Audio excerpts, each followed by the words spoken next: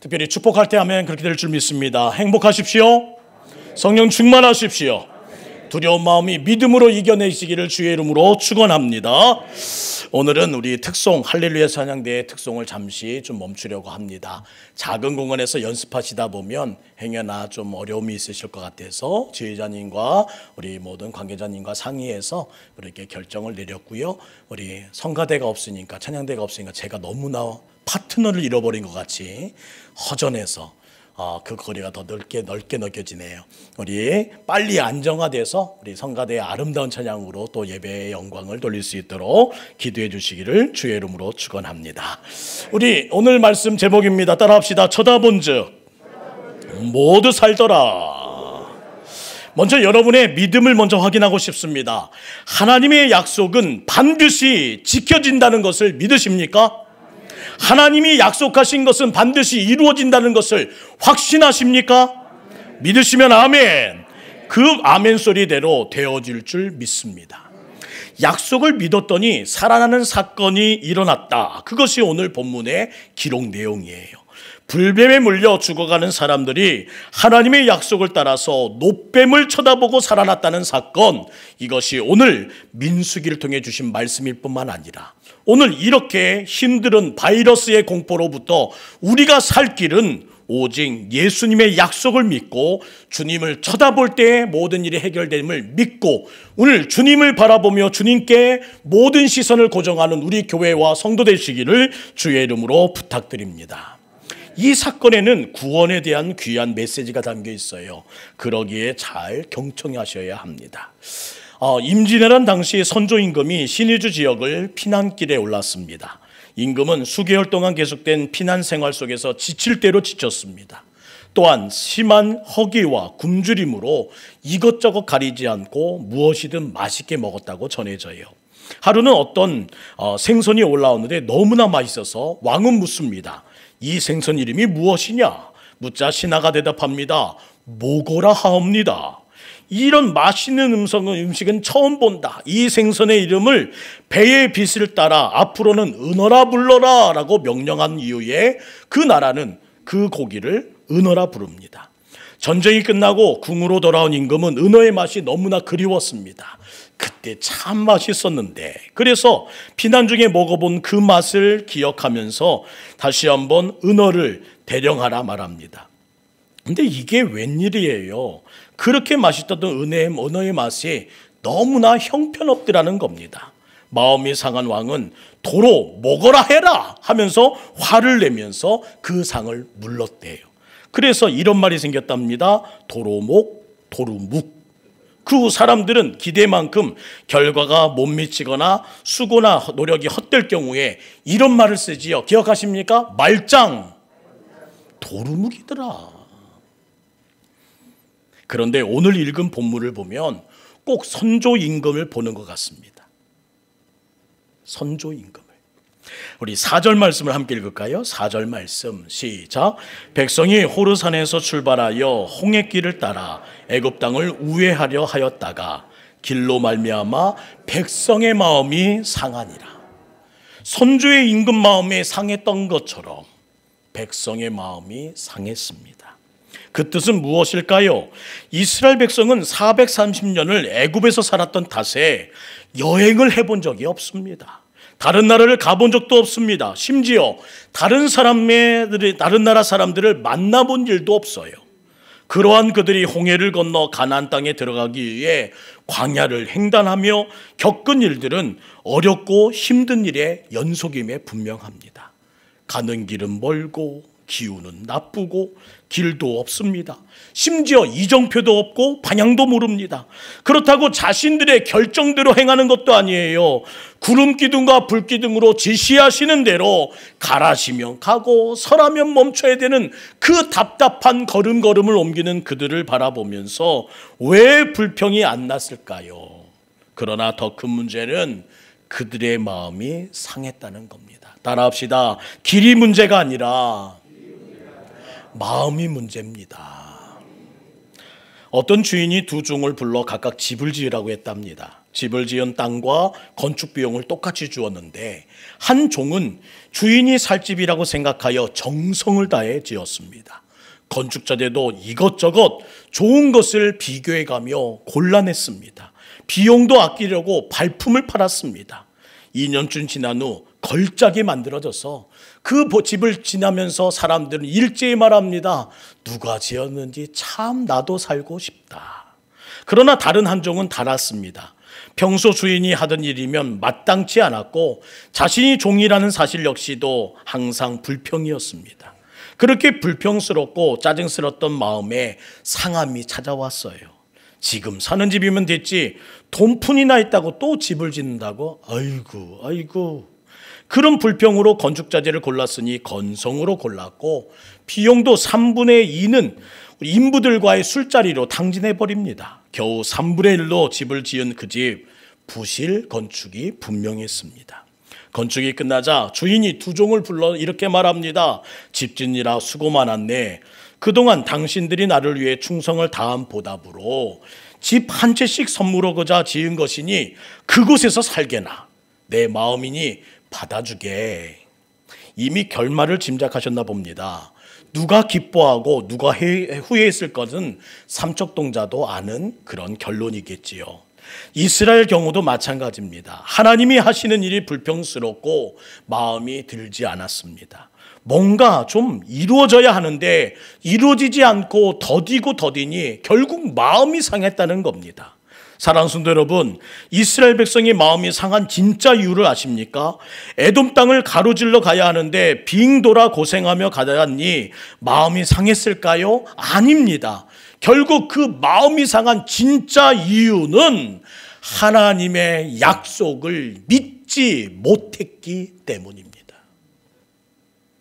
결국 길이 문제가 아니라 마음이 문제였어요. 신명기 2장 4절과 5절을 보면 하나님의 의중을 분명히 말씀하십니다. 너는 내 백성에게 명령하여 이르기를 너는 세일에 거주하는 너의 동족 에서의 자손이 사는 지역 곧 에돔입니다. 그곳을 지날진대 그들이 너희를 두려워하리니 너희는 스스로 깊이 삼가고 그들과 다투지 말아라. 그들의 땅은 한 발짝도 너희에게 주지 아니하리니 누가요? 하나님이.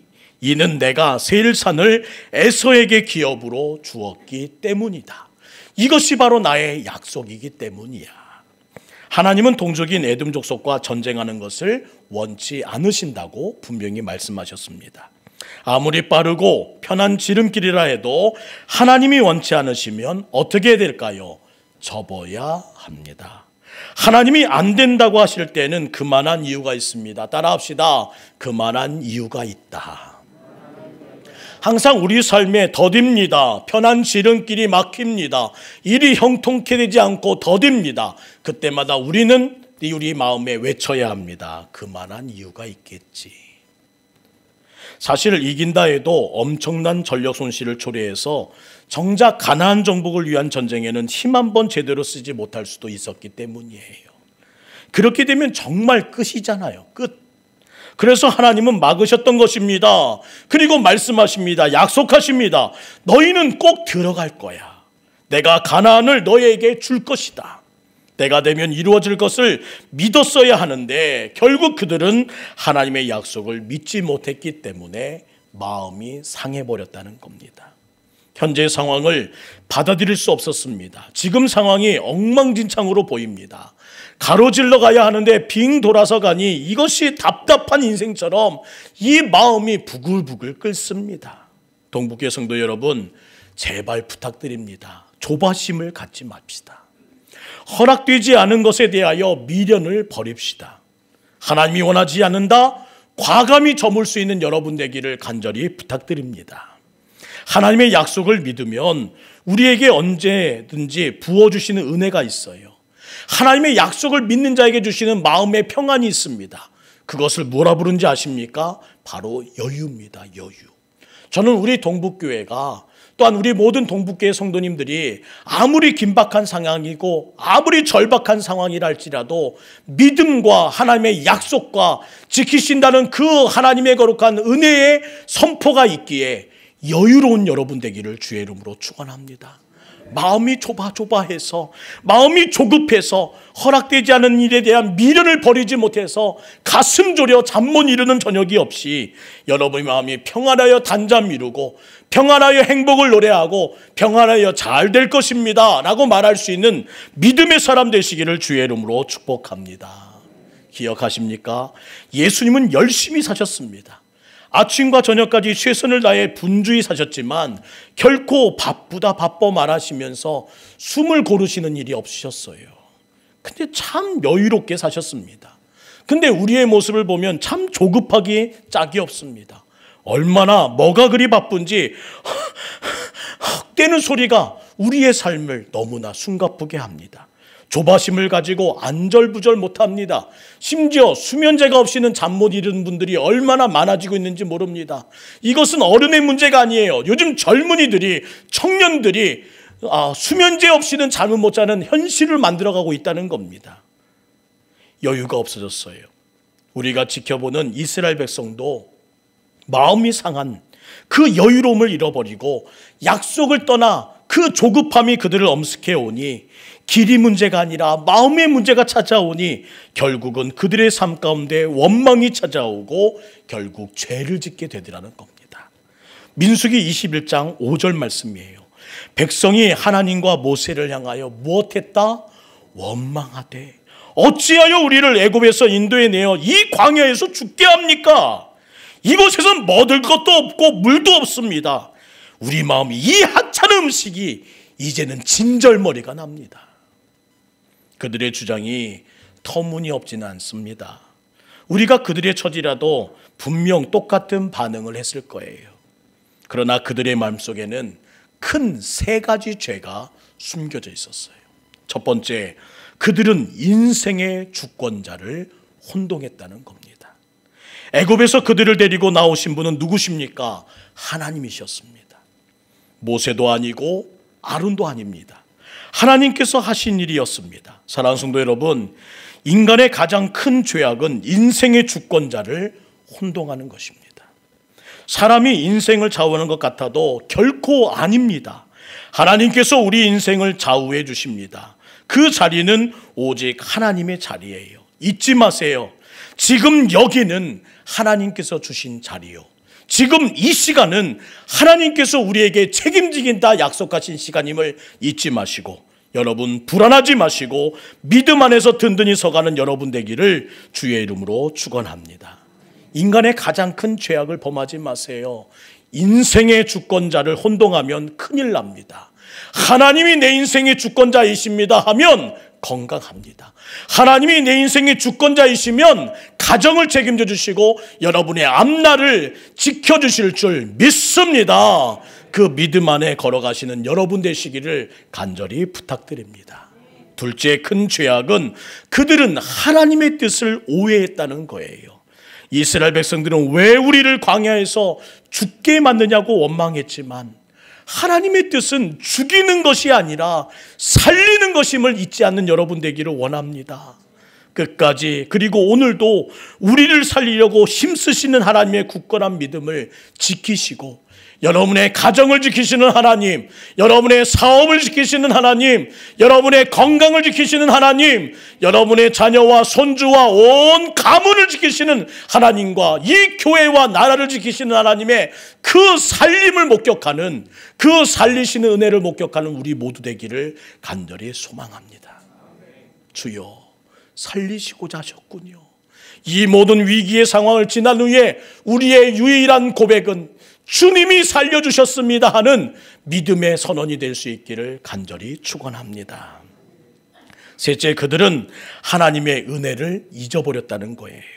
그들은 말합니다. 빵도 없고 물도 없고 이 하찮은 음식도 이젠 지긋지긋합니다. 그들이 말하는 하찮은 음식이 무엇입니까? 바로 만나입니다. 만나는 하늘에서 내려주셨던 기적의 음식이에요. 분명 감사해야 했습니다. 만나뿐만 아닙니다. 반석에서 나오는 생수로 그들의 목을 축여주셨습니다. 분명 잊지 않고 그 순간을 기억하며 감사했어야 합니다. 그런데 그 은혜를 모두 잊어버렸다는 거예요. 이것이 바로 우리 인간의 죄된 모습이며 1세대 부모 세대부터 자기들까지 무려 40년간 누렸던 하나님의 은혜를 하찮게 여겼다는 결론이 되고 맙니다. 죄를 지으면 어떻게 될까요? 하나님의 은혜를 하찮게 여기면 어떻게 될까요? 바로 무서운 징벌이 찾아옵니다.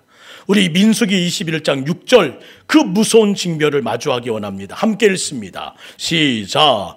여호와께서 불뱀들을 백성 중에 보내어 백성을 물게 하심으로 이스라엘 백성 중에 죽은 자가 많은지라. 죄악은 죽음을 불러옵니다. 인간의 죄는 독사의 독처럼 죽음을 불러옵니다. 사람들은 살 수 있는 방법을 강구했습니다. 그러자 모세가 한 일을 기억합시다. 기도했습니다. 우리가 여기서 꼭 붙들어야 할 진리가 있어요. 인간이 사는 방법은 딱 한 가지뿐입니다. 죄를 인정하고 하나님 앞에 엎드리는 것입니다. 엎드린 인간에게 하나님은 사는 방법을 말씀해 주세요. 기도하는 하나님의 성도들에게 주님은 이 위기를 이길 만한 하나님의 방법을 말씀해 주십니다. 그 말씀이 바로 민수기 21장 8절과 9절입니다. 함께 읽습니다. 여호와께서 모세에게 이르시되 불뱀을 만들어 장대 위에 매달아라. 물린 자마다 그것을 보면 살리라. 모세가 놋뱀을 만들어 장대 위에 다니 뱀에게 물린 자가 놋뱀을 쳐다본 즉 모두 살더라. 쳐다본 즉 모두 살더라. 하나님의 방법은 참 구체적입니다. 뱀을 만들어서 장대 위에 매달아라. 보면 살리라. 쳐다보다라는 이 단어 나바트는 바라보다라는 뜻입니다. 너의 시선을 고정하여 바라봐라. 너희의 전 마음을 다하여 바라봐라. 내가 바라보면 그 자리를 통하여 너를 살게 할 것이다. 주님께 눈을 고정시켜야 합니다. 주님만 바라봐야 해요. 유일하신 도움 되신 하나님의 뜻대로 살아가기 위하여 우리의 시선을 고정해야 합니다. 한국교회 예배가 지금 문제가 생겼습니다. 모임이 항상 주님의 거룩한 이름으로 함께 모이기에 힘쓰라 말씀하셨던 그 모임이 점점 패하고 있습니다. 어찌해야 될지 두렵습니다. 그때 우리에게 주신 하나님은 이렇게 말씀하십니다. 십자가에 달리신 예수 그리스도를 바라봐라. 장대에 매단 놋뱀은 십자가에 달리신 예수 그리스도를 예표해요. 요한복음 3장 14절에서 15절 말씀입니다. 모세가 광야에서 뱀을 든 것 같이 인자도 들려야 하리니 이는 그를 믿는 자마다 영생을 생명을 얻게 하려 하심이니라. 광야에서 죽을 위기에 처한 이스라엘 백성들이 놋뱀을 보고 생명을 얻은 것처럼 우리도 이 시간 이 자리에서 예수님의 십자가를 통해서 생명과 건강과 은혜를 얻기를 주의 이름으로 축복합니다. 십자가의 죽음을 바라보는 것이, 십자가의 주님을 바라보는 것이 영생을 얻는 유일한 길임을 잊지 마시고 여러분의 시선이 오늘 이 위기 가운데 주님을, 예수 그리스도의 십자가와 그 보혈의 능력을 바라보는 복음의 사람 되기를 간절히 부탁드립니다. 하나님이 인간을 살리는 방법은 개념이 아니었습니다. 철학 이론이 아닙니다. 분명히 사도행전 4장 12절을 말씀하십니다. 다른 이로서는 구원을 받을 수 없나니 천하 사람 중에 구원을 받을 만한 다른 이름을 우리에게 주신 일이 없습니다. 오직 예수 그리스도뿐입니다. 또한 하나님의 방법은 무제한적입니다. 누구든지 보는 자에게 기회를 주셨다는 거예요. 누구든지 장대 위에 달린 뱀을 보면 살았고 누구든지 예수 믿으면 살게 됩니다. 과거가 어떠하든지 현재가 어떠하든지 예수님 믿으면 살게 돼요. 또한 하나님의 방법은 참 쉽습니다. 바라봐. 그러면 살아. 따라합시다. 바라봐. 그러면 살아. 하나님의 그 간절한 목소리가 여러분의 가슴에 새겨지기를 간절히 소망합니다. 하나님의 약속을 믿고 바라보는 것, 그것이 믿음이에요. 예수를 믿으면 구원을 받는다는 그 약속을 그대로 받아들이는 것이 바로 믿음이라고요. 그런데 사람들은 말합니다. 무슨 소리야. 뱀독이 퍼져가는데 놋뱀 바라보고 산다고? 허튼 같은 소리 하네. 병원에 가야지, 독을 빼야지, 응급처치를 잘해야지. 그날 거기서 노뱀을 바라보지 않은 사람은 다 죽었습니다. 십자가를 바라보며 구원받는 것도 마찬가지입니다. 2000년 전에 죽은 예수를 믿어야 산다고? 허튼 소리야. 그게 말이 돼? 현대의학이나 과학이 있는데 무슨 미신 같은 소리를 하나. 믿지 않으면 누구라도 구원받지 못합니다. 오늘 이때에 하나님이 우리에게 요구하시는 것은 무엇일까요? 믿음입니다. 오히려 단순한 신앙을 요구하십니다. 노뱀을 몇 분이나 바라봐야 하는가? 어느 쪽에서 바라봐야 하는가? 높이는 어느 정도 달아야 하는가? 바라보는 자세는 엎드려야 하는가? 무릎 꿇어야 하는가? 아니면 서서 바라봐야 하는가? 바라볼 때 곁에 누가 있어야 되는가? 그런 조건들 아무것도 따지지 않습니다. 주님은 그냥 말씀하십니다. 바라봐라. 어린아이와 같이 아니하면 천국에 들어가지 못한다는 말이 이 말씀 아닐까요? 오늘 예수님 바라보는 여러분 되기를 원합니다. 요한복음 3장 16절에 말씀하세요. 함께 있습니다. 하나님이 세상을 이처럼 사랑하사 이는 그를 믿는 자마다. 아멘. 사랑하는 성도 여러분, 기억하십시오. 그들은 뱀에 물렸기 때문에 죽은 것이 아니라 하나님의 약속을 믿지 않았기 때문에 죽었습니다. 오늘 우리가 두려운 것은 이 모든 바이러스의 공포가 무섭기 때문이기도 하겠지만 하나님의 약속이 서서히 기억나지 않기 때문에 더 무서운 겁니다. 우리가 움츠려들고 우리의 삶 가운데 믿음이 확고해진다면 우리는 더 기도할 것입니다. 더 엎드릴 것입니다. 주님 외에는 해결할 분이 없으시기에 더 주님께 매달릴 것입니다. 꼭 기억하십시오. 예수님은 지금도 살아계십니다. 그리고 약속하신 대로 여러분의 일생을 책임져 주십니다. 그리고 어느 날 이 땅에 다시 일어날 사건에 대하여 말씀하십니다. 약속하신 대로 이 땅에 내가 다시 올 것이다. 주의 이름을 부른 자 내가 구원하실 것이다. 믿으십니까? 사랑하는 성도 여러분, 혹시 마실 물이 없고 먹을 것이 없어 하나님 원망하고 불신했던 이스라엘 백성들처럼 오늘도 불평 불만의 자리에 앉아 있다면, 하나님을 향한 원망의 쓴뿌리가 나를 점령해 가고 있다면, 여러분 쳐다본 즉 모두 살리라 하셨던 하나님의 약속대로 주님 바라보는 여러분 되기를 주의 이름으로 축원합니다. 조바심을 버리십시오. 마음 상함을 치료하십시오. 두려움이 떠나가기를 하나님이 책임져 주심을 믿으면서 우리 가정은 주님이 책임져 주신다. 우리 교회는 주님이 책임져 주신다. 이 나라는 주님이 지키신다는 믿음 안에서 한 주를 승리하시는 여러분 되기를 주의 이름으로 축원합니다. 마음이 상하셨습니까? 더 엎드리십시오. 더 기도하십시오. 그래야 승리할 수 있는 오늘임을 잊지 않기를 원합니다. 따라합시다. 예수 그리스도 한 분이면 충분합니다. 오늘 그 약속이 여러분의 인생을 구원하고 단단하게 만드는 놀라운 영적 진리가 되기를 주의 이름으로 축원합니다.